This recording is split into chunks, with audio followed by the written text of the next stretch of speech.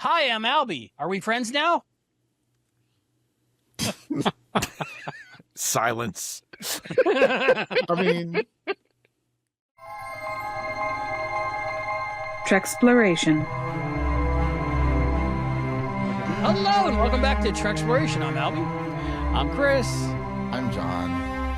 And today we have a very special guest once again for episode 2 of Starfleet Academy Beta Test. We have the great Steve Shives. How you doing, Steve? Thank you for persuading me to come back for this different episode. I'm glad to be here again. For a totally new, different session of an episode. Yes. Absolutely. I'm not going right. to say we should have changed our shirts at least, but we should have changed our shirts at least. No, it's because so much time has passed that we just all happen to be wearing the same thing on the next wash cycle. This has been laundered, you know? Yes, So And I watched like the entire season of Penn and Teller Fool Us, and Brooke Burke wears the same every episode. So This is true. You know, maybe she's like Einstein. She just has the one. Or Eddie Munster. she just has like One or 20 the other. copies of the same outfit. Yeah. Or the Einstein What one. did I wore- wear tonight? Cartoon characters, they never change clothes. Right. Exactly. Yeah, Exactly. Residual image, something like that, right? So we're talking about season 1, episode 2 of Starfleet Academy Beta Test. We've been talking a while, and I'm excited to talk more about this episode. So, Chris, could you give us the episode recap so we can have a little refresher? Yes, I can. So, as the title alludes to, the Betazoids are coming. The Betazoids are coming. Starfleet Academy is abuzz about the arrival of a delegation from Betazed, including the Betazoid president. At issue, whether or not Betazed will join the Federation. Ever since the burn and the failure of the Federation, Betazed has become increasingly isolationist, to the point where it is now surrounded by a defensive shield. Admiral Vance feels that convincing the Betazoids to join the Federation is of paramount importance to getting the United Federation of Planets back on track. So why not hold the negotiations at Starfleet Academy? Grumpy Prez is convinced to come out of his shell. The Betazoid president is really grumpy. He's convinced to come out of his shell by a youth movement on Betazed that is clamoring for more off-world contact, and Vance believes the children are the future. Prominent in that movement are the president's 2 children, including his daughter Tarima Sadal. Caleb is instantly smitten with Tarima, and the feeling appears to be mutual. You figure Tarima would know, but she's not like regular Betazoids. She is so telepathic and empathic that she can be a danger to others, which is why she wears some kind of dongle bauble on her neck to suppress her abilities. Inhibitor collar. Inhibitor collar. Shock collar. Shock collar. To suppress her abilities, which sure comes in handy for the ensuing plot complications. Because while Caleb is genuinely interested in Tarima, he is equally interested in getting a map of the space behind the Betazoid shields to aid in the search of his mom. Of course, Tarima finds out about this. There is much teen angst and fatherly scowls, and the delegation decides that the talks are a bust. But just as they're about to leave, Caleb makes a last appeal to Tarima because he really likes her. She can't deny that she likes him too. Grumpy Prez is convinced to come back to the negotiations, and Vance seals the deal by proposing that the Federation's new seat of government be not on Earth, but on Betazed. All's well that ends well, and bonus, the Betazoid space maps help Caleb get one step closer to reuniting with his mom. The end. I wrote that one. I've seen this episode once about a week ago. So, tonight when we watched it. I watched it tonight. The last time you wore that shirt. Yeah, the last time I wore the shirt. Exactly. A week ago. Exactly. A week I ago. think I got the broad strokes on that one. So yeah, basically this is if I want to get, I'll give my first impressions because Let's go. just coming right off of it, this is the most teen angsty, teeny bopper feeling I've gotten out of this show yet. Not going to say this was the strongest follow-up to the spectacular pilot, but it was still very enjoyable, and I loved a lot of the character beats that we got in this, and I really, really liked the fact that we're seeing more of how the Federation works, with Starfleet Academy being juxtaposed against like this war college, which we've never heard of before. So I'm guessing like the Makos legacy lives on in this too. It made me think of Enterprise and Jay Hayes, who is one of my favorite characters. So those are my first impressions. Our guest, our beautiful guest, Steve Shives. See, John, you thought it was going to be you. I never presume. What are your first impressions? I'm just happy to be here. First impressions of Beta Test. I liked it a lot. You know, once upon a time when most TV shows were written episodically, like TV shows are supposed to be, the second episode of a show was actually a really important episode because it was the first episode after the pilot, and you get a sense of what the show is actually going to be like. Because, I mean, the pilot is supposed to give you a little bit of that sense, but the pilot also is usually setting stuff up and introducing you to the characters and kind of putting pieces into place. And so once all of that work is done in the pilot, episode 2 is, okay, now here's the show. So this is like the first episode where we actually get a chance to figure out, okay, what's this show actually going to be like? And if this second episode is going to be representative of what the rest of the show is going to be like, I'm really going to like this show. It is teen angsty, but I think it works. And, you know, whether people have any particular feelings about like teen soaps for the positive or the negative, that is a channel that Star Trek has never really explored before. And that's something that I'm grateful to see them trying, because you know, as much as I love Star Trek and as much as I have loved many of the different versions of Star Trek, one thing I really don't want to see is to see Star Trek just keep repeating itself. So doing Star Trek as a teen drama set at a college, you know, with a bunch of young kids who are flirting and fighting and, you know, and pulling pranks on each other and blah, blah. Like, I'm okay. Yeah, let's see how this works as a Star Trek show. And if this is an indication of what that's going to be like, then I think they've got a pretty solid base here. So yeah, I thought my first impression of it was another really solid episode and a really encouraging episode. I really enjoyed the episode. This was right up my wheelhouse because I think I mentioned Vampire Diaries and those type of shows where it's the teen romance and angst and you know, what did you call it? Pretty people with problems, Chris? Yeah, that's just so you know. Totally. I stole that from Mad TV because Mad TV was on the height of like the CWWB, and it wasn't pretty. It was the name of the show was Pretty White People with Problems. And, I mean, this you know, just take out the white people. It's just now just pretty people with problems. Some of them are white, and some of them it's hard to tell. Some of them are half white, half black. Yeah. yes. In fact, that's true. That was awesome. Frank Gorshin's daughter, I think. Yeah. So I think this is what, like, people like me, at least, when we were going into Starfleet Academy, what I was worried about the most, that this is what the show was going to be. That being said, I was super into it, and I thought they did very well. It reminded me of Ilea and Decker. It reminded me of Riker and Troy, but I think it was done better than both of those. Because to me, both of those were like, yeah, okay, it's a drama and they're trying to fall in love or maybe, you know, flirt or something. But this, I actually felt it. It felt like a good, maybe rom-com-ish. Without so much of the calm, but the romance was there for me, and I just really enjoyed the episode, and I was so surprised. And Zoe Steiner, who plays Tiramisu, Tiramisu. Either like tiramisu or you don't. But that surprised me because I thought she was just like a guest star. Right. And now I guess she's part of the cast, if what I'm understanding is right. So I'm going to really look forward to seeing more from her because I think she was just another great casting choice. So overall, great. John? Same. And I've watched it differently. Steve, you're like, well, the second episode is the first episode of the show after the pilot.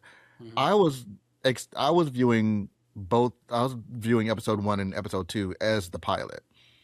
You know, because they're and I think that, you know, the show is kind of doing that too. That's why they're dropping them both on the same night. So it basically it's like the movie that is the pilot episode. It's kind of how I watched it. And because the end of the actual pilot, they just get to the school. Like they haven't really done much of anything yet. And they haven't it seems that with the introduction of the daughter, now they have their core cast. So that's the other reason I'm thinking that I think of it as all of kind of an extended pilot. So I'm looking at it all in the same umbrella. So what you're saying is they planned on doing a big show covering 1 and 2, but it got too long, so they split it in 2. That's not what I said. Whoever heard of that? That's not what I said. People don't do They that. definitely could have edited it different. That is a crazy Kukamimi idea. They definitely could have edited it different and made a longer movie. But I think son of a bitch, man. That's just crazy enough to work. But no, I really liked it, and like I said in the last episode that we recorded a week ago, you do get to see more of the characters, like evolving. Yeah. And the teen. Oh, actually, I kind of liked that. Not just sort of like the teen angst, and they weren't especially angsty. I felt like everybody was like they had characters, but I liked that after the pilot. Oh, those two are gonna be a couple. Oh, those two are gonna be a couple, and now you're not really sure, like because that's how it is with like you know in college. Like okay, everybody's not everybody. You know, sorry, a lot of people are good looking. And you don't really know who's Thank you for also including me, John. Everybody's kind of flirting with everybody. Yeah. And they don't know who, like, oh, I like her, but like they could change in 2 weeks, you know. Yeah. And so I appreciate that energy too. Yeah, I know that I was kind of ribbing this one in the kind of halting synopsis. I apologize for that, but yeah, I it's low hanging fruit for me to make fun of like the serious hard left this takes into teen drama.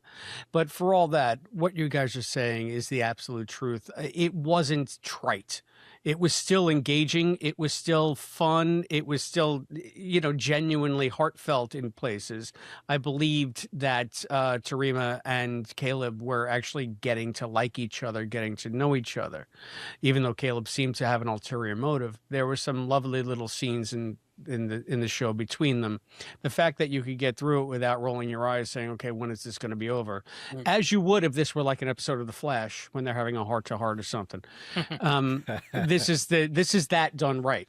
So I actually much more engaged with it in the moment than I am now, Snarky Chris, reviewing it for a podcast. That's all. And we were remiss in the last episode. I just want to tell people out there, all of our viewers, we want you to tell us what you think of these episodes. Give us your impression of the first episode, the second episode. You can do so right here on the YouTube channel, youtube.com/@Treksploration. You can do the comments below. You can comment on our Patreon site. That's patreon.com/Treksploration. You can also support the show there.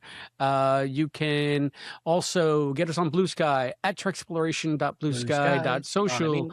Email us what you think of these first 2 episodes of Starfleet Academy, TreksplorationPod@gmail.com. Mail us your thoughts. P.O. Box 542, Bayport, New York, 11705. Mail me a little ship, a little Athena. And we want to thank all of the people that support and like and spread the word about this show, including our patrons, the lifetime member, the omnipotent Willard, and our crew of intrepid Treksplorers. I usually say that right. Those are our cadets, Listen Linda and Rick Tatro, our Lieutenant Commander Scott Seligman, Cosplay Dad, and Christian Daljo, and of course our esteemed Captain Charles from Texas, Captain on the Bridge. Thank you one and all for all of your support of this show. Thank you for all of you out there who are watching, and let us know what you think, because we got a lot more to discuss in this. For me, the high point in this was seeing the Betazoids portrayed in any way beyond farcical. We usually in Next Gen, we got a big heaping helping of Loxwana every season. And then in Lower Decks, I think is when the last time that they did like a Betazoid episode where, but there was some chicanery afoot because it was Lower Decks. I can't remember what it was exactly, but it was always at odds to me because it's almost like whenever we saw the Betazoids on Next Gen, Deanna seemed like a completely different type of character. So it wasn't sort of like that monoculture. And they always erred to me on like the side of a little bit goofy. And maybe, again, that was just Magel's part in how she portrayed Loxwana. So this guy that's coming as the president with all this gravity, you know, trying to bring this delegation and sort of the odds. We discussed this earlier about how in the post-burn society of the Federation, everybody is so splintered. This is a first step towards that reconciliation that I think the show is going for, that Holly Hunter talks about quite a bit. So I thought that it was actually very interesting. Like Star Trek and politics, you think DS9, right? And we got another Bejor religious political episode. All right. But it's interesting when you're watching it. This one is, it's very much about politics, about, you know, negotiations. Let's all sit around and talk. What's more Star Trek than that? It's my favorite. But it was still very engaging. So I think that it served to build the larger theme of what I'm seeing in this series so far in a very interesting way, a very satisfying way. Yeah. I just liked that the Betazoids were different. Whether or not they were serious or silly, that wasn't really like, I really appreciated when the Betazoids showed up. I was like, oh, they're not like anybody we've ever seen before. And again, that's something that, like, I feel like Star Trek shows used to do just as a matter of course. When a new Star Trek show would kind of pick up something that had been established by one of the previous shows, they would do their take on it. You know, the Klingons in TNG were not like the Klingons in TOS in the movies. Each new show would kind of reinterpret it in their own way. And then at a certain point, Star Trek kind of stopped doing that, and they just use those things for callbacks. And so with this show, it's nice that they bring the Betazoids in, and it's not just an excuse to make references to TNG. Nobody mentions anybody named Troy. They behave differently than Betazoid characters we've seen in other shows. Their whole political deal is totally different. And I'm just like, oh, yes. You know, they're doing their version of it. They're doing their version of the Betazoids. And the political stuff all makes sense. You know, having them become isolationist because of the burn and not wanting to trust the Federation anymore. Like, it's logical. You can understand it. You kind of, you know, you want the Starfleet side to prevail and sort of get through to them and bring the family back together. But you can see where the Betazoids are coming from. It makes sense that they would be reluctant to, you know, lower the force field around their entire section of space, apparently. Yeah, I was going to say it's so big you can't see behind it. It's like they just kind of just walled off their entire part of the galaxy. They're like, no, we're going to be back here doing our own thing. Okay, just keep moving. But and you know, the resolution to the negotiation where they decide to put the new Federation capital on Betazoid, it lands as a meaningful thing. Even if you've never watched Star Trek before, it's not a technobabble thing. It's not rooted in some kind of arcane understanding of like a made-up alien culture. Like, no, you get it. They're making a concession. You've seen Hamilton, you get it. Yeah, exactly. Yeah, oh, there you go. There, and it's like that's something that anybody can understand. Oh, here, we'll show you how much we trust you. We'll show you how much we're committed to having you become one of us again. We'll put the capital of our government on your planet. Like, that makes sense. It's basic and it's easy to understand. And I really dug that about it too. I love the Betazoids in this. Oh man, the chemistry between Caleb and Taram, how you say it? Tamara? Tamara? Tarima. Tarima. I'll get it eventually. You know how like actors do chemistry tests? And, you know, it's kind of like a pass-fail, and this kind of works. But I think they went off the chart with this because the chemistry was, like, insane for me. And as Betazoids go, I think she's great. I got some kind of feelings because it was like she's too empathic, right? So I was thinking, like, maybe Tin Man. Is that the episode I'm thinking of? Oh, yeah, that TNG. Tam Elbrin. Yes. Yeah. Oh, yeah, But he didn't have the thing on his neck to shock him. Well, they hadn't invented that yet, I guess. Right, because 29th century. And maybe a little bit of the price was going on because it was like negotiating and going back and forth with Betazoids. I don't know. But I liked that this whole thing was like a new take on Betazed and Betazoids and just the characters in general. I liked the fact that the president was deaf. I enjoyed that. And it seemed to be a deaf actor. I don't know his name. Did any of us look that up? No, I couldn't find it. And I think it was because as of this recording, it hadn't been listed. Yeah, it's not on IMDb yet. But I dated a deaf girl for probably the better part of a year. So I learned a lot of sign language. And the sign language, I really enjoyed seeing that. And the fact that he did have technology to help him communicate with everybody, but he still used it, and so did his children. I really love that. I wasn't too familiar with some of the signs, so I don't know if he's like British and he's doing BSL or whatever. Well, maybe he's doing BSL Betazoid. That might be a thing too. Yeah, I'd like to see like a behind-the-scenes video. Hopefully, Paramount puts it out, CBS on YouTube or something. Is anyone, though, begging the question now that you're bringing up the fact that he's hearing impaired, in a species that is telepathic, can he hear thoughts? If he's deaf, like physically deaf, can he still hear? I presume so. Something in his head. Yeah. And if that's the case, then why is he signing to his children? Why aren't they just speaking telepathically the way Luxwana would speak to Deanna? I think it might get rude. He's in no, but even amongst themselves, he's in a I think if forum. we hang in there, it might be explained later at some point, probably. Maybe he does it because Tarima has the shock collar on and she can't. Oh yeah, she can't get that's a good point too. Yeah. I apologize for introducing the idea of a shock collar. I don't think. Or maybe he just wants to force his kids to learn sign language. Yeah, that's true. Yeah. It's like, you little bastards, you're not going to coast on this. You're going to learn how to communicate. Yeah. We're not just going to think at each other in front of people. You're basically an ambassador. You need to be able to communicate with all sorts of people everywhere. Yeah. There you go. I think it would have been interesting, though, if they become so isolationist as they've indicated here, and the president was just using this as an excuse to turn the Federation down.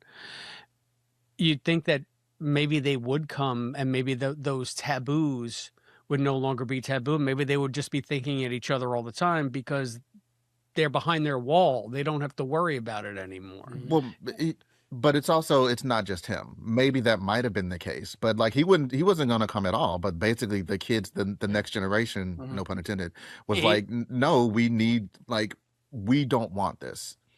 So he at least needs to appear to be making a real effort. Even if he ultimately doesn't want to say yes, he needs to put on that show for his people and for his kids. So I didn't even think about it, but I'm fine with it. I do like the fact that him being deaf was treated as just a completely normal thing, and they didn't they felt no need to explain it. There wasn't like that scene of like when the little thing flies onto his neck and like starts talking out his signs. There's not like that cutaway scene where somebody goes, "What was that?" And then somebody goes, "Oh, that's a universal translator that he like." No, nothing is explained. It's just just watch and you'll get it. And that's exactly what happens.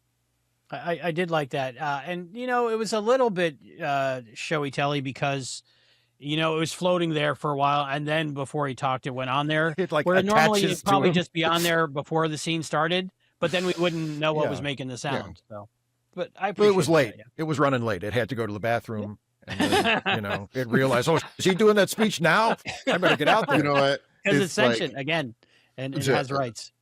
Yeah, all the technology is sentient now. Yeah, I was gonna say Betazoid. They think that like this is cutting edge. They're like showing it off, but they don't know that they're like 200 years behind the times. Like, yeah, we know, we've seen it. We've got those.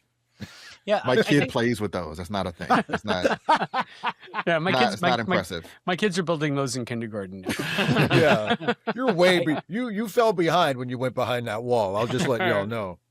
Yeah. I think it's this episode too that shows a differently abled person in a wheelchair.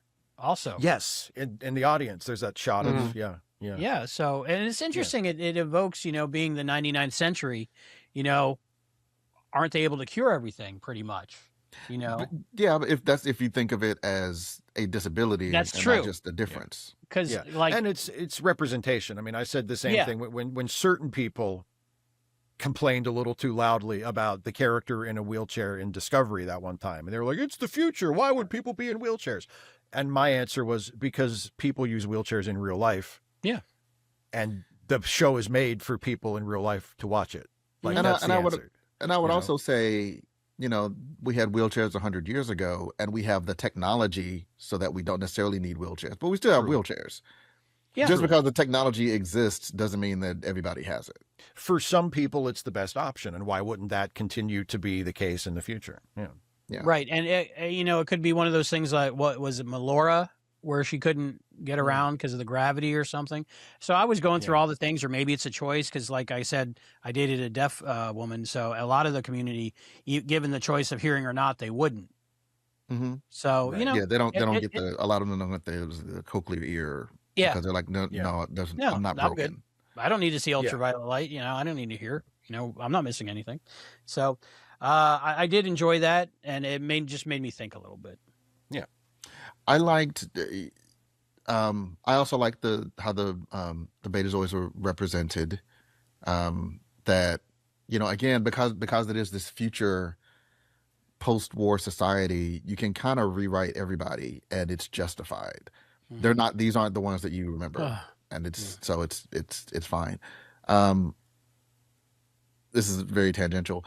I liked. And we didn't really see him do anything until like the very end, but I liked that the brother wasn't a jerk. Mm-hmm. Because again, this stereotypical, oh, she's really sweet, this is my brother, we don't hear him, he's going to be the one who's like, just like dad, and like, how dare you, but he's like, yeah, I'll go for it. Yeah, go get him. I liked that the brother was cool. Yeah. Like, because it was a surprise. I love that little exchange between the two of them, which is really the only, like, until the very end, it's like almost the only thing the brother even said was when they had like their little exchange. And when he says like, go get him. And they communicate so much about those characters' relationship and their vibe together, like just in one little exchange. It's such a great, efficient. And it's funny because it was uniquely Betazoid as well, because he was reading Caleb where she couldn't. So he's reading, and I think, didn't he say something to the effect of, he feels safe with you? Yeah. And that was a nice touch too. It must have made her feel good about him. So that's what I'm saying. Again, they did go into the angst thing. You knew there was going to be the breakup and then the reconciliation. You saw that coming from scene one when their eyes first met across the room. There was going to be some Three's Company shenanigans. Their eyes did meet. There was some major flirting going on. All right, I've only seen the episode once, so I apologize if I just missed this. But she's like, oh, you were just using me to get the map. Did he know that she had them? I thought that was a thing that she just offered. I didn't know that was a thing that he knew that she would do or could do for him. I think what the indication was, and that's where the episode kind of bumps me a bit. They have this sincere relationship, or this budding sincerity between them, where there doesn't seem to be any ulterior motive in any way, and she does seem to offer up the map to him voluntarily. Yeah. But then all of a sudden, Grumpy Dad walks in, and he's like, "Oh, this is where you have my daughter," and she's just like, "You were just using me." It's like, well, that was a weird left turn. He didn't seem like he was using you. The brother didn't read that off of him in the beginning. It's just like, plot twists for the sake of drama, and that's what kind of bothered me about. I think there was two because show hurdles in the episode that I didn't understand. I could make it work if you assume a level of subterfuge from Caleb, where he's smart enough to know that, okay, this place exists, I can't find it anywhere, it's probably behind their wall. Right. And so this is all like a long con to get her to do it. But I don't think that was the case. So that's why everyone, and he's like, yeah, you're right, I apologize. I guess I'm not, and that's what I'm saying, I've only seen it once. I'm not super clear on if his crime just, I didn't tell you about my mom, I didn't tell you that this is another thing that I want, or was his crime I manipulated you into doing this thing that I want, which to me is two different things. And I didn't get the sense that it was the manipulation, but it seems like that's how everyone, including maybe him, is treating it. I was confused, like I was missing something. What were the two because show hurdles that you had? like when they were checking out the whales, right? And everybody comes in and goes, "How dare you? Can you believe you did this? Oh my goodness, everyone's in trouble. You were looking at whales." Yeah, what are you doing here? Who invited you into the aquarium? Exactly. They're in the aquarium watching whales. Get out of here. Am I the only one who expected her and the whale to have a conversation? They might have. I didn't sense that one of them was pregnant. Yeah, yeah. They didn't have a conversation. Gracie. Gracie. Yeah. I didn't. I guess I wasn't, and I also wasn't clear on how much her little inhibitor chip was inhibiting her. Mm-hmm. I got the sense that she's kind of super powerful and can't necessarily control it, and so this kind of keeps her at the level of other Betazoids. But it might be that it actually diminishes her below them. Yeah, I was assuming she was at the cut level. off almost, maybe. Could it be? Let me headcanon this. Humanoids have a different brain engram system that Betazoids can pick up on, and that's what she's suppressing, or her shock collar suppresses her from reading too much of. But the whales have completely different brain meats. Oh, okay. And she gets some of the whale thoughts a bit easier because it goes under the collar. I don't know. Maybe the whales are just screaming. They're just like, "Let us out of here! This is a tank. They trapped us here. Let us go." She's like, "Can you hear the whale screaming, Caleb?" Do you still hear the terrible screaming of the whales, Terima? That was something I wondered. I was wondering, is that just open to the San Francisco Bay and they can come visit that way? The whales just come in to say hi. Yeah, or is it part of the ship and is it cetacean observations and they're humpback whales? I thought he was taking it to cetacean ops. Because it's so damn big, that ship. Oh, that's true. It could have been that, yeah. So I'm not sure. Well, and when he said he introduced it as the whale. I'm like, as in the last one, or this is. I'm serious, because initially I was like, I presumed we have whales again. That was the whole point of Star Trek 4, right? We got whales back. Yeah, we f***ed it up again. Sorry. In the Lower Deck comics, they gotta fix it again, so they got to go back to San Francisco again, and they keep trying to get George and Gracie, but I think it's Boimler that says no, you can't get George and Gracie because that's how we fixed it the last time. We got to get different whales.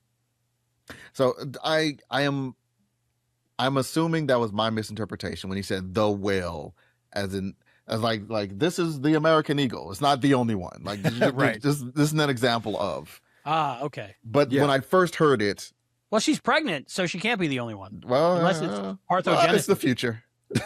Yeah, exactly. Whales do it different now. You don't need a male for these things. Whales do it different now. Yeah.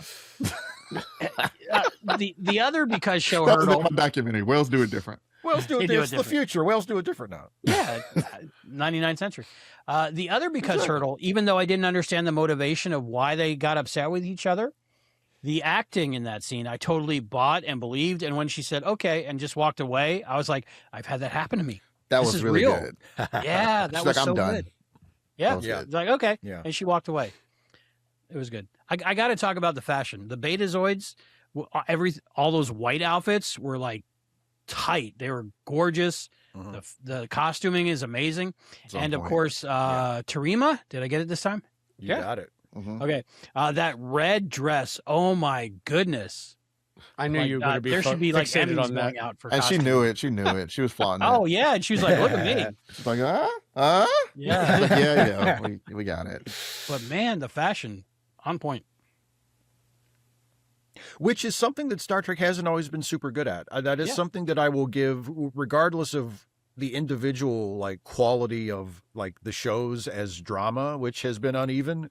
The new generation of Star Trek shows, like the costuming, not just for the uniforms but for civilian clothes and stuff, has been for the most part really good.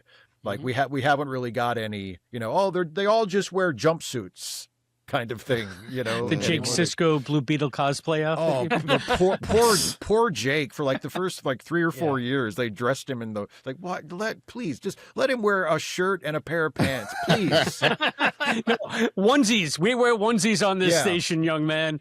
Yeah. My theory was instead of going to the tailors, he went to the upholstery shop because he can't read Bajoran. And they just did their best. And they didn't have the heart to tell him because he's the commander's son. And they're like, commander's son. Okay, let's make him something. Just do it. Just dress him in something. Just weave something. Something. It's actually Nog is the one that pushed him there because he was betting the other Ferengis that he could make the stupid human dress the watch way this. Wait till you see what he wears tomorrow. And Garrick tried to tell him, but nobody trusts Garrick. He's like, I'm telling you. Right. Taylor, this is not clothes. Like, okay, whatever, Garrick. In this case, I Those really aren't am clothes, just man. a simple tailor. That's a slip cover, dude. That's Chris, write this book, please. walking around in a plastic slip cover for a couch. Oh my goodness. So yeah, it's funny. It just occurred to me now because I saw the dress and I knew Albie that you would love the dress, but My God. now that we're talking about it, this is it's like almost Bill Thies level with the patches and the holes and it's almost like a TOS kind of what little girls are made of level dress. So yeah, I guess we'll give it points for that. So Yeah, that needs to be in a museum, a Star Trek museum at some point on a mannequin, I think. What I loved again is the fact that we have the character who I called, the douche bro, douche bro. His name is Is that the fish guy that can go outside of the ship? Yeah, it's a fish guy go out the ship. So yeah, that's Cadet Darum Ramey, and the fact that they made Ramey and Caleb into roommates, I thought was another thing that on the face of it just seemed like ludicrous for the sake of creating drama. But I think it worked. I think it was pretty funny. I mean, and the fact that sorry, go ahead. that they bring the brother in. All of a sudden, the brother is so staid during like the delegation. He's so gentle with his sister. Then he gets into that dorm room and he turns into like the biggest dude, bro. I break stuff. This is what I do, bro. And that's where, in the last episode, I was talking about the universal cultural translator. It's a little too much. It's just like, I didn't take it so much as he is himself a dude, bro. He is a goofball, and he's trying to relate to this dude ball that he thinks is super cool. That's what I got out of it. He's a goofy kid, but he couldn't be goofy in front of his dad. Exactly. He's But away he's from his goofy with the now. sister. His sister knows the real him. Yeah. And so right now he's pretending again because he's trying to fit in. It's like, oh yeah, I work out too, bro. I'm just like you, man. But he's clearly not. And he had that he's a goofy excitement. guy. And here in the hallowed halls of Starfleet Academy, he will get to be the goofy guy that he is. Yeah, he had that excitement because he thought he was going to spend the rest of his life behind that barrier around their wherever section of space. Yeah. And now he's just out and exploring, and he's in this new school, and he's making new friends, and he's just excited to be there. I love that energy. Yeah, he's living a dream right now. yeah. So yeah, one of the many great character beats. You guys were talking about how much you love the fact that Tig is on this show. Yeah. And this is the first appearance that she has. And it's such a substantive lecture that she gives to the kids. And I found that level of genuine interaction throughout this episode in many different ways. Again, showing that this is not just like a teen drama. This is something that has real substance behind, is trying to put forth certain ideas. So, I mean, but Tig, her delivery is fantastic. Oh, she's great. Yeah. Yeah. Her deadpan is perfect. And they really have, I mean, it's clearly that this character was written for her. And and everything is done so thoughtfully, you know, to your point, Chris. Like it's not just, well, let's have Jet Reno on the show because people remember her from the last show. It's like, no, she's contributing something. I think the class we see her teaching is temporal mechanics, which makes sense because she's a time traveler. So who better than to teach that class than someone who, you know, which I think she actually says during her lecture. She's like, I shouldn't even be here. I was born, whatever, 900 years ago. You know, but everything is done with such thought. And the I'm gonna have to look it up. I can never remember her name, but Gaia Violo. That's a name that I saw on the opening credits. She is actually the creator of the show. Yes. And what's important about that is she's never worked in Star Trek before.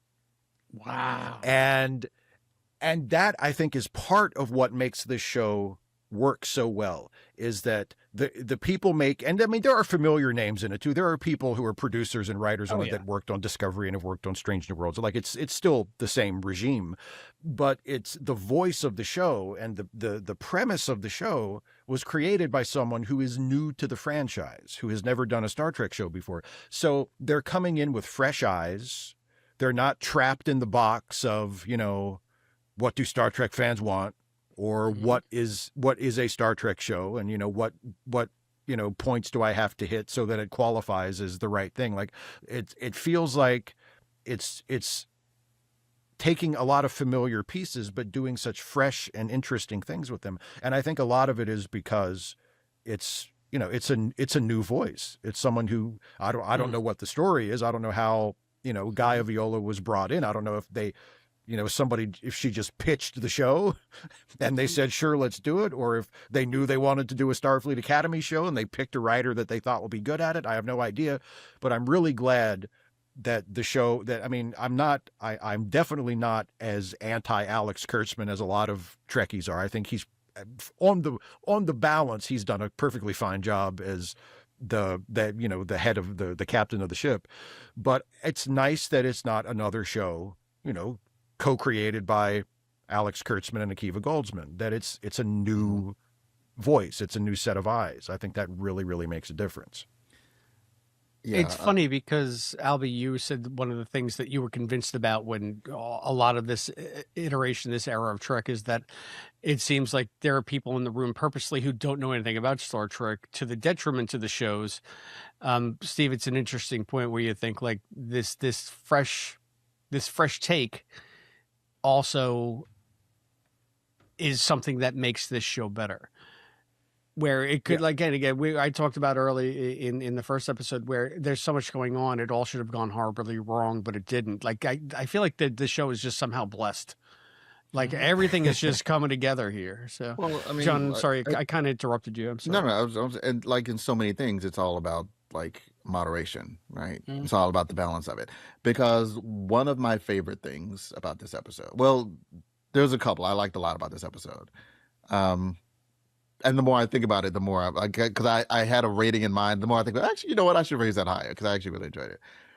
But I liked the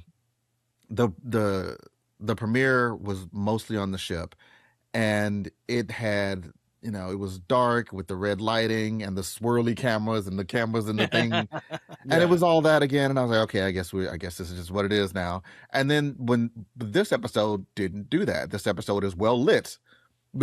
Notice the cameras move like, you know, they're not trying to prove anything. That's what it always feels like to me. It's like they're always trying to look at what the cool thing we can do. We'll swoop the camera. I'm like, we know you can, but should you? You don't have to. I think that corkscrew camera that they use, it's like it's the 21st century equivalent of a star wipe. Because they just always yes. Yeah. It's like we've seen enough. Yeah, you don't need to do that every time. And like one of the things that I really enjoyed about this episode, and again, I'm not as deep in the Star Trek lore, but not even, I guess you call them cameos or references. because we're presuming these aren't the exact same characters, but there is a character that looks like Rock Talk. Maybe it is Rock Talk. We don't know how long she lives. I presume it's not. There's a character that looks like Peanut Hamper. There's a you know what I'm saying? And it makes sense that they're there because it's Starfleet Academy. That makes sense. If you read the credits, you find out the name of that exocomp. Did anybody read it? No. What's the name of the exocomp? Almond Basket. Oh my God. Love Almond Basket. So good. Yes. So Serenity, good. my daughter is in love with Almond Basket. It's and that's she's like, we got to print that. We got to paint that. We got to make that. Like you were saying in the last episode, Steve, like if you know what this is about, if you know like the medical tricorder, if you get the reference, then awesome. But nothing hinges on whether you get the reference or not. Right. They're just walking past the camera. Oh, there's a bunch of different kinds of, and like the half black, I can't remember the name of the species, but the half black, half white, like there's Gortians. The Gortians. The Frankolites. What are they called?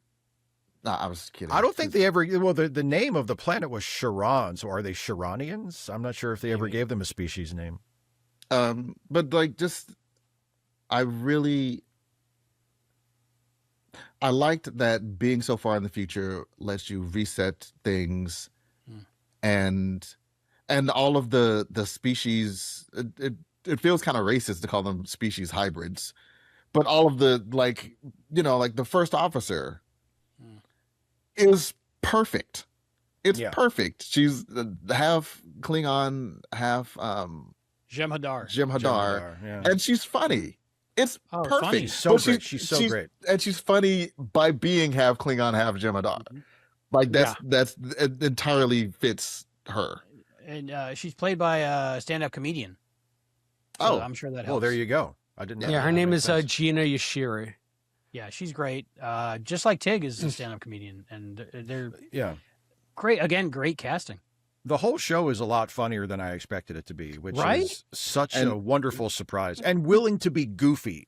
Like there are like plots that are just goofy that I love it. Yeah, I mean, they make Gina's character, the Commander Thok. I hear the F word every time. Laura Thok. I might have to bleep that out. And will I. They make her more of a drill instructor. Like you feel like, you know, like Starfleet Academy, you think it's going to be all about understanding and coddling and meritocracy and all that. And she's like, no, drop down and give me 20. And you put your luggage on his back. That was in the pilot, you know, when she made Caleb do the push-ups because he was given sass. And when she was just intentionally trying to break that girl when they were doing the drills, and she even copped, you know, we're not at the War College. We're different than the War College, but they have so much that they can teach us. They have the fact that there's now this whole separate wing of this War College. I wonder if it's going to have like the equivalent of like the Army Navy game at some point. You never know as the show goes on. Because it's just such an interesting, like they would have some kind of advanced training facility for a culture that is just coming out of such a time as the burn. And that's not something that I've ever seen cop to in Star Trek outside of Enterprise and the Makos. Well, and also what I love about the War College is it does two things. First of all, it for anybody who cared about this, it plugged a little hole in Discovery's jump to the 32nd century when they established that, we haven't had Starfleet Academy for however many, but there's still Starfleet and they're still officers. So you might think, well, where are these people coming from if you don't have an academy? How are you making new Starfleet officers? And so in this show, we're like, they didn't have the academy, but they had this thing called the War College, and that's where people went. And it was, the priorities were different, and it was a different kind of training, but that's where that's where the Starfleet officers were coming from. Okay, so that explains that. And it's this brilliant little reversal where even though we as people in the audience are more familiar with Starfleet Academy as like a thing that we know has existed in Star Trek, because of the situation in this show, and the Academy has been gone for a long time and is just now starting back up, even though they're the more familiar name to us, they're the underdog in the show because they're the upstart. So it makes it, and you know, in a college movie or a school movie, you know, you're supposed to root for the underdog. You're not supposed to root for the rich students in the preppy frat. You're supposed to root for the scrappy kids who formed their own frat just now. And, you know, it's like, and that's kind of what, and that's kind of what the show has been able to do with Starfleet Academy by saying, oh, it's been a long time. This is the first class we've done in, you know, 100 years. And even though everybody watching the show who is a Star Trek fan has heard of Starfleet Academy, in this show, they're the new guys. So, you know, they're the ones that have to fight up, and it's great. I can't believe it wasn't until, even though I think they literally say it in this episode or some other episode, I didn't really, well, I will say throughout this episode, I didn't really understand the whole war college thing, or maybe I just wasn't paying close enough attention. I didn't get that at all until the very end, which was like, oh, she joined the war college. It's like, what do you mean? Like, oh, that's a different thing? And that is explored later. But like, no, you're right. It is literally the jocks and the nerds. Yeah, exactly. Which is that's college. Yeah. That's college. Yeah. To me, I got like a Section 31 vibe. Maybe it was all the black leather, but maybe that's what evolved from Section 31. That might have been all that was left after the burn. Let's hope something. So. Something like that. Let's hope that's all that's left of Section 31. Yeah, just leave Section 31 alone. Nobody else knows what to do with it after Not the movie just leave per it be. se, Just don't but touch in it. general, you know. Yeah. But it's interesting because there's always that question about, you know, is Starfleet military? And obviously it's military-like, but they fight all the battles. But now you have these people in black leather that are really going to fight the battles, maybe. And maybe now the Starfleet can move back to being more scientists and exploration. Mm-hmm. True. I don't know. True. So. I think that's a good. It's maybe setting up the juxtaposition between the two, and the fact that you said, Steve, that the Academy cadets are the underdogs here, but for good reason. They could also be out of their depth in the sense that they want to live up to that old Starfleet ideal about peace, love, exploration, but the galaxy might still be a little bit too rough of a place to accommodate that yet. So you're going to need a vanguard of maybe something that's a little bit more forceful to help pave the way, which is kind of an oxymoron. Like if you want to build consensus and start a federation, well, you still have to deal with unsavory characters like Paul Giamatti's Rucka. So how do you thread that needle? It'd be interesting to see how and if they play with that this season, since they're introducing that element, that more militaristic. I don't know if they're really bellicose, but I guess that they have to at least be boots on the ground, battle ready. It's a war college. I mean, it's right in the name. And so how do you reconcile the two? I hope that they maybe go into that, maybe make it a bit more interesting. And if I'm just a citizen in this world, in this reality, I'm going to trust the war college more. Like I wouldn't just send my kid to Starfleet if the war college weren't there. And in fact, that's basically the crux of the negotiations. Is, okay, we need more military power. If you want us in, we need more of a say and we need more military power, at our disposal. Because that is, they do have to kind of fight their way back from the brink. I'm like, yeah, the burn is done, but they're still, they have to rebuild, the foundations of the society that they knew. Yeah, the last time we saw anything going on in this time frame, they were fighting Orion Syndicate pirates and then the Breen. So it's still a very rough and tumble galaxy. Yeah. And there are a lot of hurdles to be faced. So I think that Disco leaned into that a little bit too much because they just needed to have the quote big bad of whatever season that they were going on. I love that so far. I mean, besides Braca is more an individual nemesis for Caleb, and it's not this overarching villain yet that I've seen that is like a threat to the fleet, which gets to be it's too big, it's too impersonal. Yeah, and it's been done to death. Exactly. I mean, when even Lower Decks was doing it like multiple times, it's like, do we need to? And even though I love this show, I mean, Prodigy did it too, and Prodigy mostly got away with it. But, you know, there was still that sense of, do we need to do this again? Like, does there need to be a galaxy-wide threat for the heroes to solve again? It gets old. Can we please do something else? Yeah, you get numb to it. So it ends up feeling like nothing, even though it's supposed to feel like everything. I think the one thing we didn't talk about yet between the two episodes was Rebecca Quinn, Becky Lynch. What did you think of her? I mean, what does she have? Like 2 lines? Yeah. Who was that? She's a wrestler. She's in the she's one of the helm. No, she's the communications officer on the bridge. I think right? so. She's one of the communications. She's off on one of the side stations. Lieutenant Ya. Lieutenant. No Ya, vaccine. Yeah. No Lieutenant Ya. Yeah, she barely has any lines. It was funny to me because like as a wrestling fan, I've heard for a while that she was going to be in the show, and I didn't think she was going to be like the star or anything, but I figured, well, you know, she'll have a couple, like she's barely in it at all, and it kind of makes the wrestling people seem a little pathetic. They're like, oh wait, well, Becky Lynch is going to be in Star Trek, isn't that cool? Yeah, okay, sure, I'll check that out. She's in it for like 10 seconds. She did take her own bump when the bridge blew up. That's true. That's true. So, but yeah, I thought she wrestled in Star Trek inspired gear on Raw this week, which again, I thought, I mean, she's a heel, so it makes sense that she would like make a huge deal out of it, even though she's barely in the show. But like as a brand crossover thing, it's a little pathetic. It's like, she's in the show for like a minute. To get people to check it out, I think. I guess, but I mean, at least when The Rock guest starred in that episode of Voyager Once Upon a Time, I mean, he wasn't in that episode a whole lot either, but at least he had like something memorable to do for like the 2 minutes he was in it.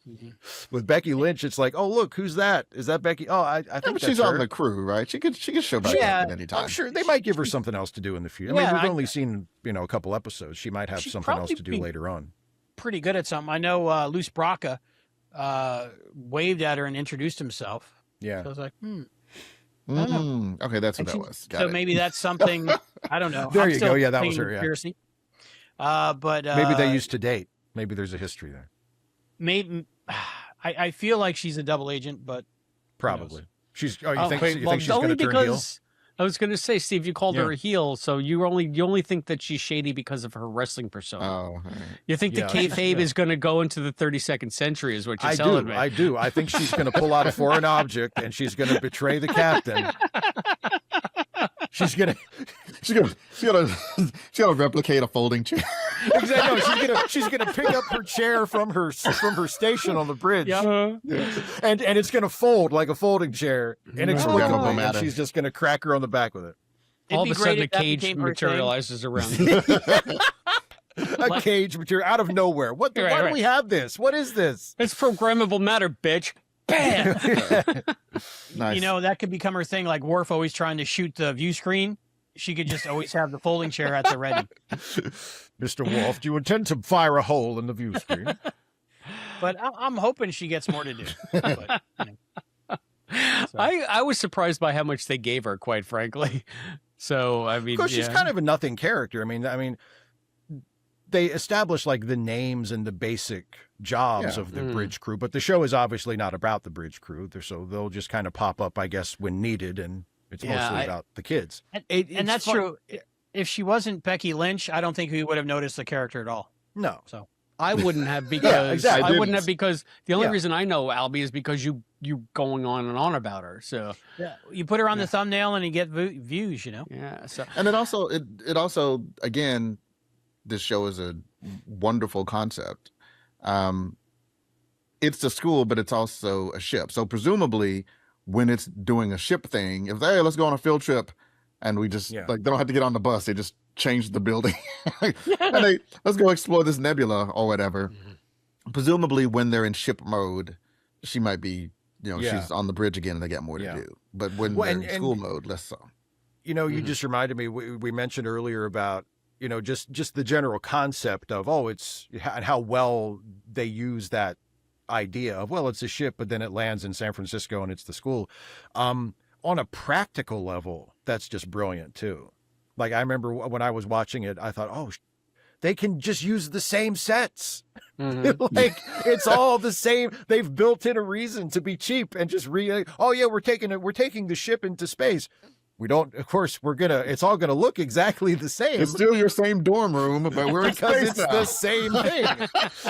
Yeah. It's like, I mean, there's like a technical side to me that's just like, oh, that's such a great idea. They didn't have to build like separate sets for the school. They just said, no, it's all in the ship. Yep. Yeah.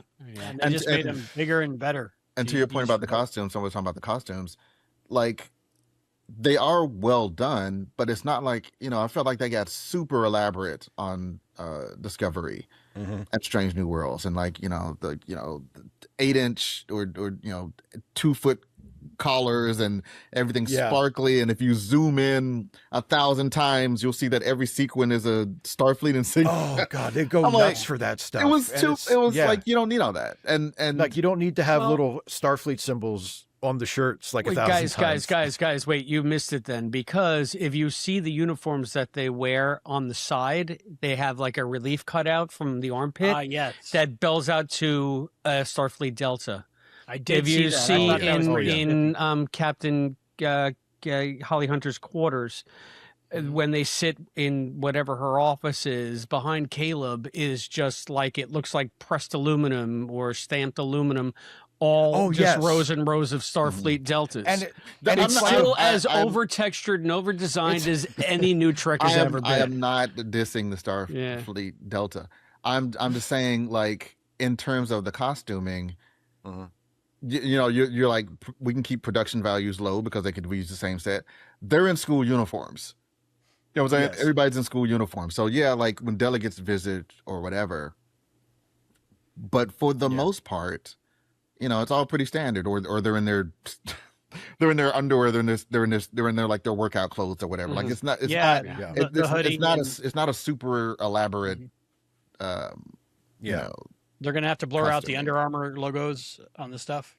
Yeah, like I said, there still is a bit of it, though. That's everything. But I mean, unfortunately, that's everything. Like and not even just movies. Like, I mean, it still bothers me that when you watch The Late Show with Stephen Colbert, it says The Late Show with Stephen Colbert on his desk.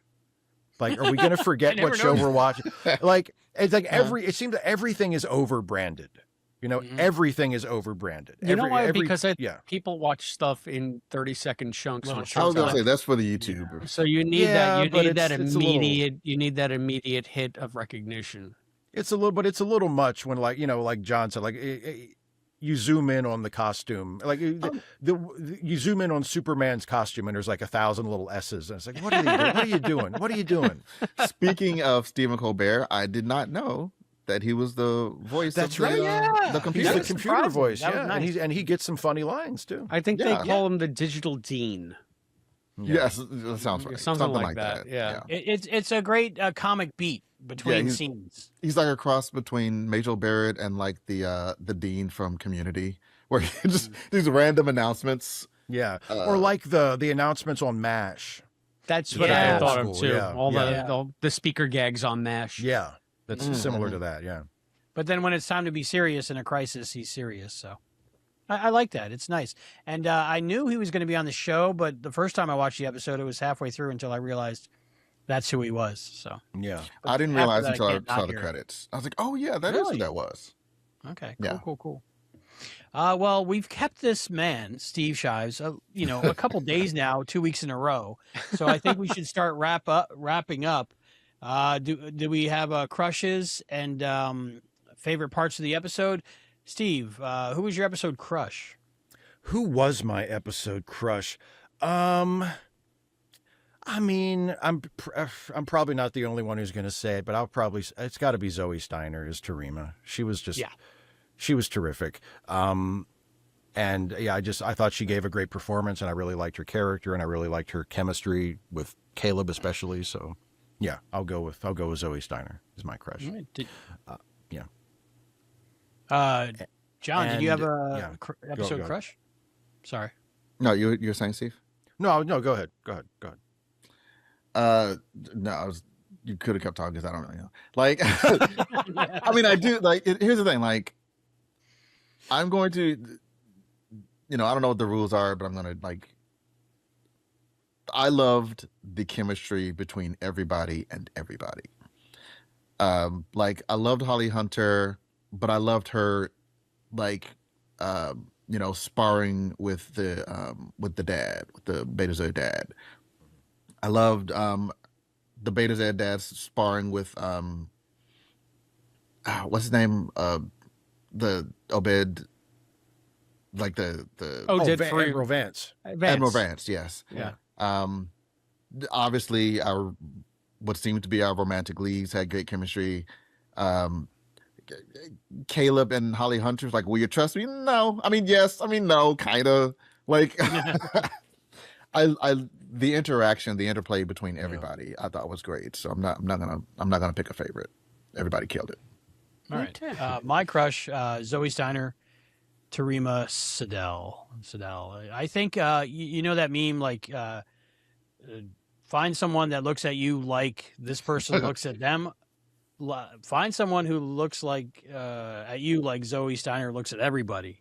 I mean, what she has just got that look. Oh my God. So, Chris. I'm going to do my episode crush and my favorite part of the episode, since that's where we're headed next. So I'll segue into that.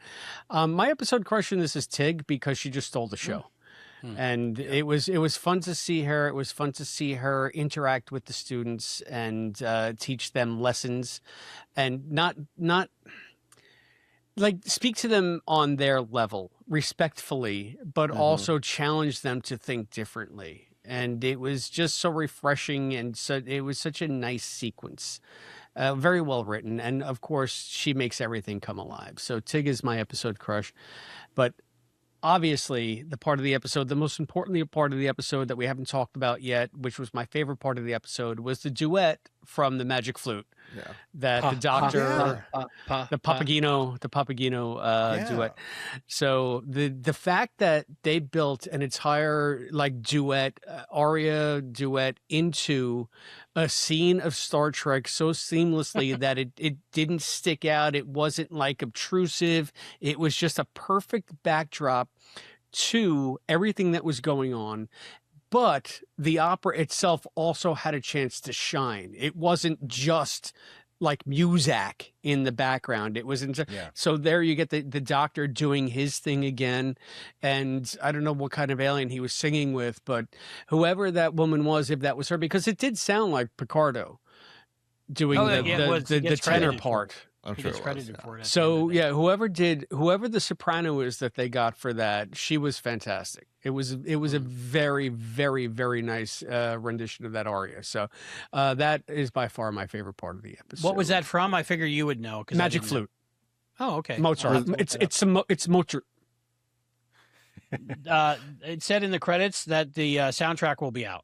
Anyway, So I think hopefully it's that's Mozart part of it. because I heard them say Papageno. So Papageno is a character A lot of in Mozart. pa in it. Yeah, And I loved how it was Papageno and Papagena is he meets Papagena. Was think it's there called the Magic Flute? Yeah. was there a I think it's called- thematic reference that that goes along with this episode as far as what's happening? Only in because the opera? Magic Flute has a lot of farcical romance. So I think it's sort of that tete-a-tete, that will they, won't they. It's sort of, again, the relationship tension. That's why it kind of dovetailed in. While that's happening on the floor below. That's nice. Yeah. And it also turns to be I think it's diegetic to non-diegetic to diegetic again, because during the scene you're actually forgetting that they're singing the opera, and then at the end when it comes back you're like, oh yeah, they're still singing the opera and I've been hearing it the whole time. It was 10 minutes, I think. But it fits in so perfectly. I loved it. Yeah, that was great. Yeah. Good call, Steve, Chris. favorite part of the episode? I love those war college assholes. Especially the asshole Vulcan. Yeah, she's a jerk. I love asshole Vulcans, and this was and then show me an asshole Vulcan, and I'm gonna be like, yep, I like that. I need that in a 90s rock song. Asshole Vulcan. An asshole Vulcan. The name of my college improv group, the Asshole Vulcans. My favorite part of the episode was the romance between Tarima and Caleb. I just loved it. It was it made me feel like I was really there, and I felt the emotions. The only bad thing about it was I think they did so good, it kind of broke the glass. It kind of like made my yum a yuck for the Deanna and Will stuff in the beginning of Next Gen, because I'm like, that's what it should have been. But it wasn't. It wasn't up to snuff. But these guys really did it the way I liked it and loved it. So that was my favorite part. You forgot, John. What's your favorite part? That's fine. I wasn't really sure about my favorite part. See, this is The theme of the evening. You know what? I'm gonna say. Again, I liked a lot of this episode. I've already called out the cameos, like the surprise appearances. Loved Tig, loved the opera, loved the chemistry. I'm going to say, lest they fall victim to falling to the sands of time and we all forget. My favorite part was when he spilled the goo on himself. Oh, yes. Chekhov's gun goo. Chekhov's goo. Chekhov's goo. And so he spilled it on himself. He was immediately like, I guess like the medical hologram or whatever had to like, neutralize it or whatever. And it wasn't a thing. Like in a lesser show, that would have been a whole plot. I was expecting that to be a whole plot. Let's go, okay, don't get this on you. It'll bond, blah, blah, blah, blah, blah. This whole speech about like how bad it's going to be. And then he spills it. Like, nope, done. Yeah. And you've just made a mess. That's it. But the thing is, he didn't spill it. The cadet spilled it on him. Yeah, he bumped it. He bumped it. Each other. I'm chocolate in the peanut butter. Yes, I'm saying I love that it was built up like it was going to be a thing, and it wasn't a thing because there were more important things happening, and it was enough to they made the joke and it was done. Yeah, and they milked it even honestly farther than they should have. Not in that they milked it too long. Like, I'm surprised this is still funny. But like every time you went into a new room, somebody else gave him shit for it. Which was great. I'm like, dude, just change your shirt. No, I'm running late. I get on trying to change my shirt. You can teleport, whatever. You can beam a new shirt. You can beam it. Man. That's the future. Yeah, just walk through that thing again. That's a because show, but I didn't mind it at all. Oh, that reminded me of my favorite line, I think, where it goes to the next scene where they're outside and she says, "You're literally on the fence." Oh, yeah. That was good. Cute. That was cute. The writing was top notch. Fenceonomics. So, Albie, this is where we usually get Trek and Tell. I don't know that I have anything or we have anything as we can go along. But you just opened up that Archer that you got. Yeah, we have the Archer. So if anyone hasn't seen it, I have an Archer thing where I did an unboxing, so you can watch that on. We have a new video. That should be up by now. Yeah, it should be up by now. When this releases. Yeah. So that's my Trek and Tell. But did you have anything you want to show, or do you want me to start wrapping it up? Steve, did you have something? I have something. I went and grabbed something because you told me it was expected of me, and I want to be a good. I want to be a good show guest. And you have been an amazing show guest both weeks. So, thank you. Yes, both 3 separate shows that we have done. Shows. Thanks for raising the bar, Steve. So, sorry. I'm sorry. I'll next time I'm on, I'll totally half-ass it. I promise. Whatever.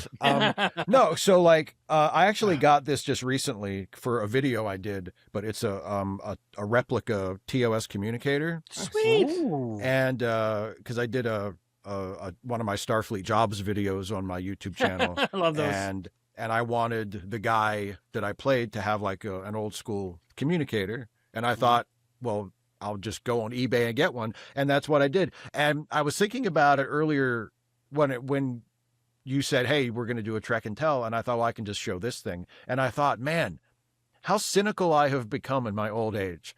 Because I got this for that video. And then it's just been like in the box in my closet ever since. And I thought, when I was like 10 years old, I would have murdered somebody for one of these. Right. I would have, if I saw somebody in my class like walking around with this, I would have pushed them down on the playground and beat their ass and taken it from them just so I could have it. And now I'm like 45 and I've got it. And I'm like, yeah, it's neat. It's fine. Whatever. You know, I've outgrown it, I guess, but. I'm looking at it. I was like, okay, but does it work? Because we got Bluetooth. You can actually get one. Yeah, it doesn't. No, yeah, that's the thing. You can get. I mean, it makes like noises and stuff. That's what I'm saying. That's how cynical I've become. I'm like, yeah, but okay, it's cool, but it doesn't actually work, right? You can get one. You know what? One of my best friend Jason Harding, who I co-host a couple of podcasts with, he got one of the ones that like you can pair it to your phone. Yeah. And he tried to call me on it and it didn't work.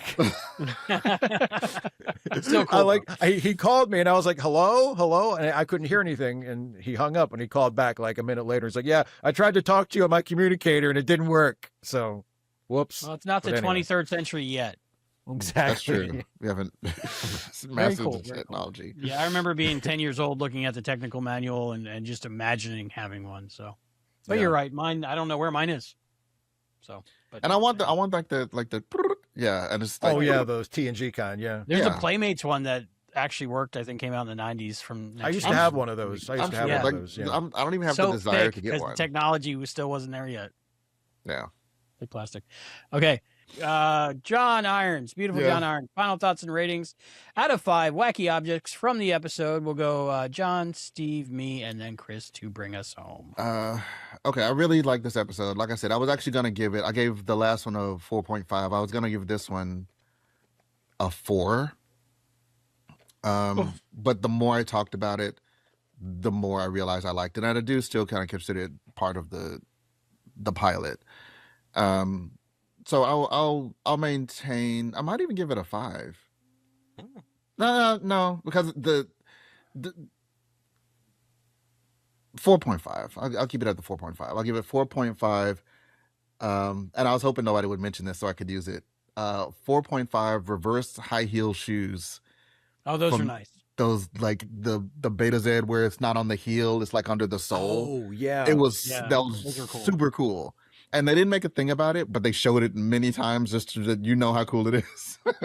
Yep. Made me think the engineering behind that, is it real or did they have to CG a green part out? I don't know. Oh, and also, and going back to Cameos, I don't think they showed his face, but there was a Kelpian who walked by in the hall and you could tell the Kelpian by the arm swaying thing from behind. That was great. It was so, I really want to watch this episode again now, the more I talk about it. So 4.5. Really good.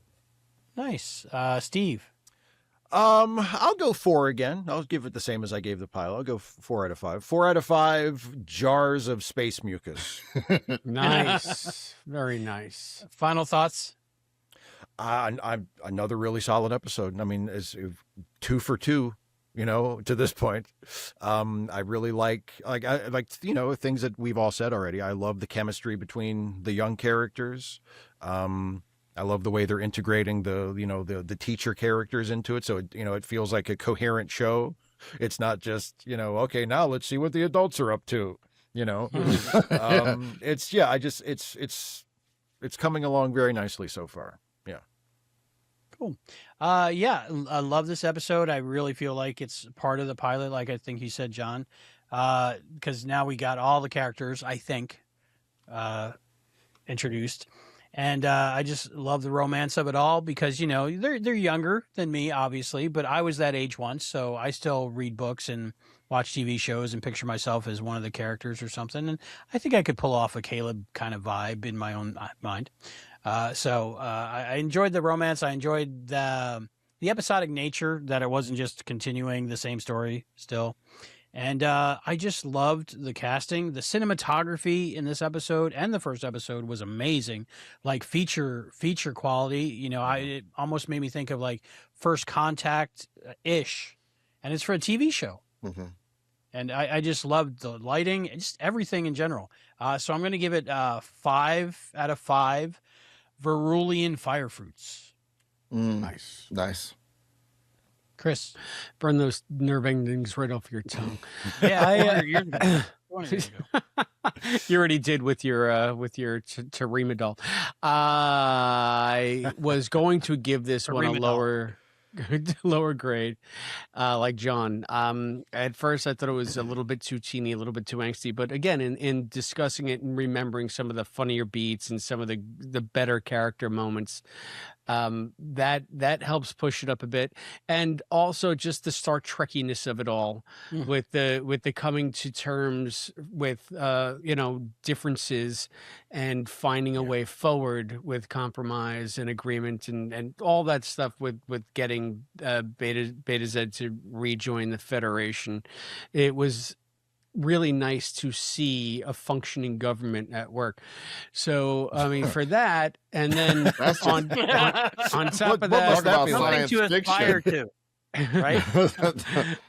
On top of that, we had a Mozart opera prominently. So I'm going to go from my original assessment of like a 3.7 to a 4.7. See what I did there? Wow. 47. We found 47.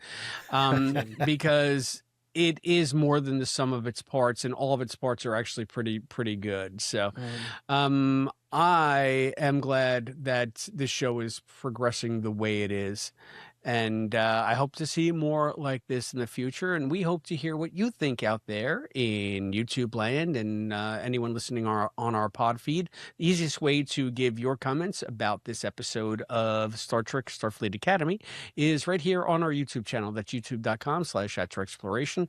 You can also hit us up on Patreon if you want to support the show. That's patreon.com/Treksploration. Albie put a couple of new levels there if you want to check it out.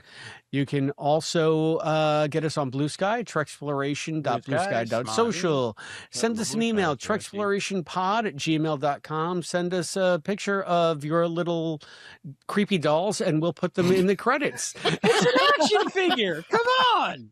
You can also send us an action figure in the mails at P.O. Box 542, Bayport, New York, 11705. That's P.O. Box 542, Bayport, New York, 11705. And Albie has a whole bunch of like PayPal links and QR codes and Venmo and Zelle and Cash App and what have you. And we want to thank all of you who support, watch, listen, and share Treksploration with all of your fellow Star Trek fans. We do it for you. We couldn't do it without you. Just remember, any comments that you send us may be used on a future episode of Treksploration. And speaking of future episodes, Albie, what is the name of the next episode of Starfleet Academy that we will be reviewing? I don't know if we can say. Because the embargo says the Monday before the episode airs.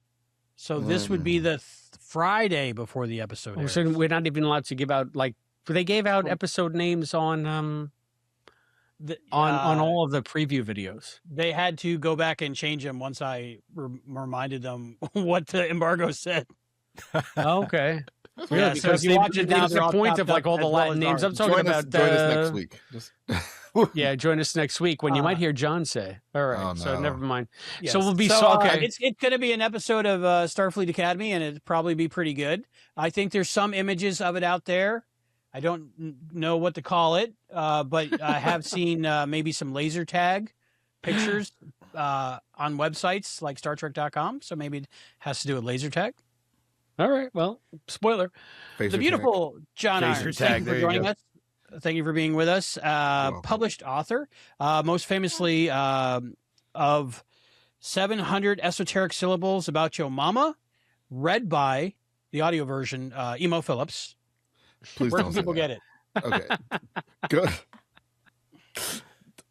No, I'm sorry, Mr. Phillips. That's not. Thank you for reading the 3 jokes that you read on stage. We hope to collaborate with you further in the future. All right. Steve, what do you got coming up? Listen to Captain Game Show podcast. Captain Game Show. Steve, what do you got coming up you can tease for people? Well, I think I might make some YouTube videos in the near future. Oh, okay. And release those. Cool. Actually, to talk about a completely different show, I one of the other things I do on my channel, in addition to talking about Star Trek, is every once in a while I talk about classic MacGyver, and I have one of those coming out next week. Nice. As we're sitting here recording this, I haven't shot it yet. I'm doing that tomorrow. But yeah, another I call it MacGyver after how his arch nemesis Murdoch would always scream his name as he died. As he was falling from someplace. Yeah, as he was falling. He did that every single time. And I thought, there you go. So, yeah, that's coming up. And, there's political stuff and some skits and sketches and whatnot. So, yeah, basically that. And where on YouTube can they find you, Steve? YouTube.com/Steve Shives. Very nice. Very nice. Well, thank you so much, Steve, for being on our show. We are humbled by your presence here with us. Much appreciated. Thanks for hanging in there for the extra long session. Yeah, we appreciate your unique point of view. I was only too happy to wait for you to show up. That was last week. Oh, sorry. This week, everything was right on time. Right. Last week, I was only too happy to wait for you to show up. This week, I have no complaints whatsoever. Thank you. Thank you, Steve. This week, it felt like we were just like a couple minutes and got started. It's true. It's true. All right. So thank you so much, Steve, the beautiful John Irons. Really appreciate you both joining us. And thank you for joining us for this episode of Treksploration. Remember to like, subscribe, and hit that notification bell so you can watch every review of Starfleet Academy. We have great guests such as Steve coming up the rest of this season, some returning guests and some new guests. So very exciting times. And we really appreciate the whole Star Trek community helping us out. It makes us feel very happy and warm and fuzzy. So for Treksploration, I'm Albie. I'm Chris. I'm John. I'm Steve. And guys, let's build a fort.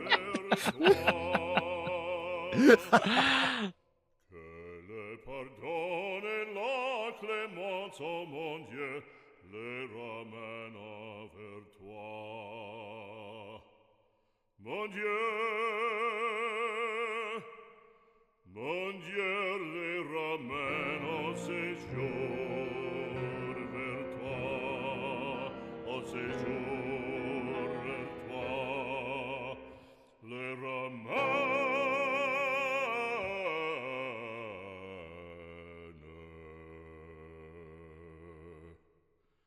au séjour, mon Dieu.